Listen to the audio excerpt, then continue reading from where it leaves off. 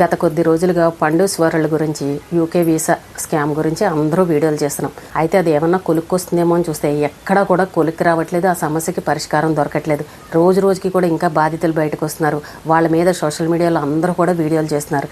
అయితే వాళ్ళకి చీమ కుట్టినట్టు కూడా లేదు. ఇంకొక గొప్ప విషయం ఏంటంటే వాళ్ళ ఫాలోవర్స్ ఎక్కడా కూడా తగ్గట్లేదు. వాళ్ళకున్న సోషల్ మీడియాలో అకౌంట్లో ఎక్కడా కూడా ఫాలోవర్ తగ్గట్లేదు. చాలా విచిత్రంగా అనిపిస్తుంది. ఇంతమంది నెగిటివ్గా సోషల్ మీడియాలో వీడియోలు చేస్తుంటే ఆ వీడియోల కింద ఎన్ని నెగిటివ్ కామెంట్లు వస్తుంటే మరి వీళ్ళకి ఫాలోవర్లు ఎందుకు తగ్గట్లేదని చాలా మందికి డౌట్ వస్తుంది. అంటే అప్పుడు అనిపించింది, అంటే దొంగ ఫాలోవర్లు ఉంటారు కదండి, వీళ్ళకి కూడా ఎంసీఎస్ కంపెనీలో ఏవో ఉంటాయి కదా, వాళ్ళ దగ్గర డబ్బులు కట్టేసి వీళ్ళకంటూ ఒక టీముని పెట్టుకుంటారు. ఎందుకంటే వీళ్ళు వీడియోలు తీసి మళ్ళీ వీళ్ళ వీడియోలు ఎడిటింగ్లు చేసి సోషల్ మీడియాలో అప్లోడ్ చేయాలంటే వీళ్ళకి అంత సమయం ఉండదు. ఎందుకంటే ఎక్కడ పాపం కష్టాల్లో ఉన్న వాళ్ళు దొరుకుతారో, ఏ స్టూడెంట్లు దొరుకుతారో వాళ్ళని పడేసుకుందాం, లక్షలు వస్తాయన్న ఉద్దేశంతో పాపం సోషల్ మీడియా మీద అంత పెద్ద దృష్టి పెట్టరు. పండు కనుక ఒక వీడియో పెట్టిందంటే లక్షల్లోనూ మిలియన్స్లోనూ వ్యూస్ వెళ్ళిపోతుంటాయి. కామెంట్లు చూసారా ఎన్ని ఉంటాయో, మరి అవన్నీ మెయింటైన్ చేసి అన్నిటికీ రిప్లై ఇవ్వాలంటే వాళ్ళ వల్ల అస్సలు అయ్యే పని కాదు.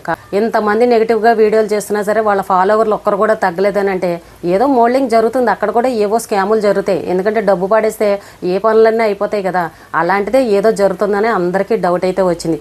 బాధితులు అందరూ కూడా ఈ యూట్యూబర్ దగ్గరికి వచ్చి వాయిస్ రికార్డులు, ఈ స్క్రీన్ షాట్లు ఇవన్నీ చూపిస్తున్నారు. కానీ చక్కగా ఇవన్నీ తీసుకుని పోలీస్ స్టేషన్కి వెళ్ళి కంప్లైంట్ ఇచ్చారనుకోండి, మీకు ఏదైనా న్యాయం జరుగుతుంది కదా. కంప్లైంట్ అనేసరికి వెనకడుగు వేస్తున్నారు. సోషల్ మీడియాలోకి వచ్చి మాత్రం ఏదేదో మాట్లాడుతున్నారు. ఎందుకనంటే ఇక్కడ పెళ్ళిళ్ళు అవ్వాల్సిన వాళ్ళు ఉన్నారు, కొత్తగా పెళ్ళిళ్ళు అయిన వాళ్ళు ఉన్నారు, పైగా కొంతమంది యూకేలో ఉండి ఇంకా జాబులు చేసుకుంటున్న వాళ్ళు ఉన్నారు. ఒకవేళ కేసులు అంటూ పోలీస్ స్టేషన్కి వెళ్ళామనంటే అస్తమాను తిప్పుతూ ఉంటారు. లేదనంటే ఈ కేసు గురించి ఏదో ఒకటి మాట్లాడతారు. ఒకవేళ కేసు పెట్టామనంటే రివర్స్లో మళ్ళీ వాళ్ళు ఏం కేసులు పెడతారు. ఎందుకంటే పెద్దోళ్ళు కదా, వాళ్ళు ఏదైనా చేయగలరు, డబ్బుతోటి ఏదైనా కొనేయగలరు. వాళ్ళ ముందు మనం ఎంత తోగలేము. రేపు ఏదైనా జరిగిందనంటే మనమే నష్టపోతాము.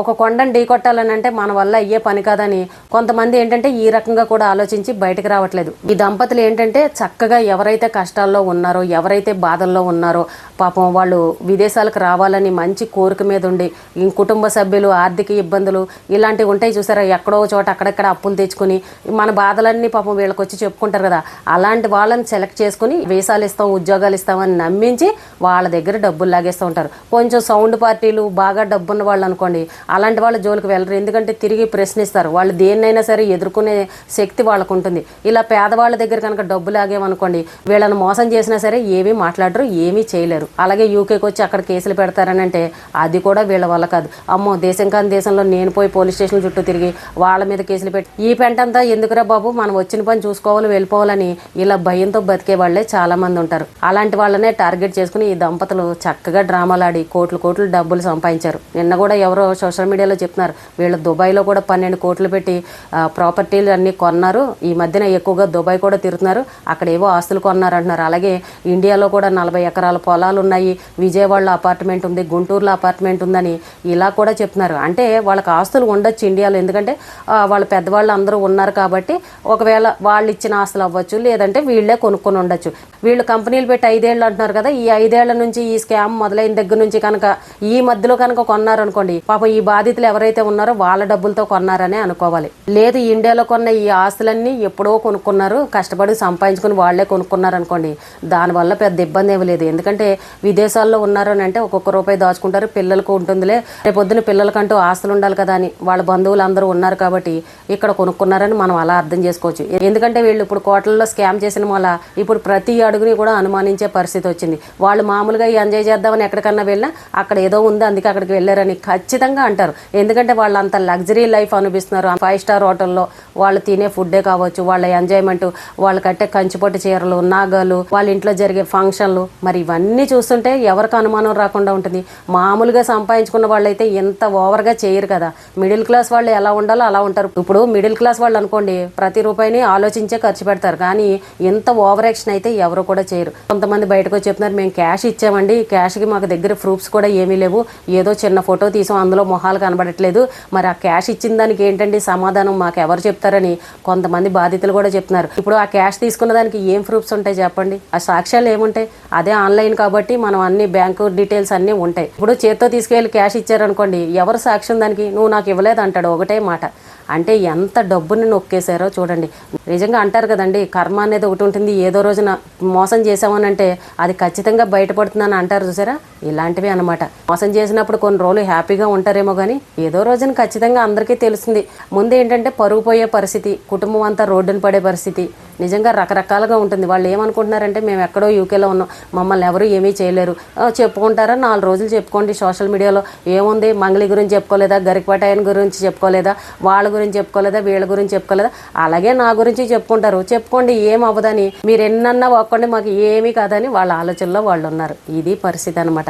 ఇన్ని రోజుల నుంచి మనం సోషల్ మీడియాలో గొంతులు చించుకొని ఈ రకంగా మాట్లాడుతుంటే బయటకు వచ్చి ఒక్క సమాధానం కూడా చెప్పలేదని అంటే చాలా విచిత్రంగా అనిపిస్తుంది. ఒక ఛానల్లో చూసా, ఈవిడ గారు వాయిస్ రికార్డ్ చూసి ఆ మేడం గారు ఏం చెప్తుందనంటే, అతిథుల దగ్గర అన్ని స్క్రీన్ షాట్లు లక్షల్లో డబ్బులు మా అకౌంట్లకు వేసినట్టు వాళ్ళు చూపిస్తున్నారు కదా, అవన్నీ మా డబ్బులే, మేము వాళ్ళకి లోన్లు ఇచ్చాము, ఆ డబ్బులే మాకు తిరిగి ఇస్తున్నారని ఈ రకంగా కొత్తగా తల్లిందనమాట.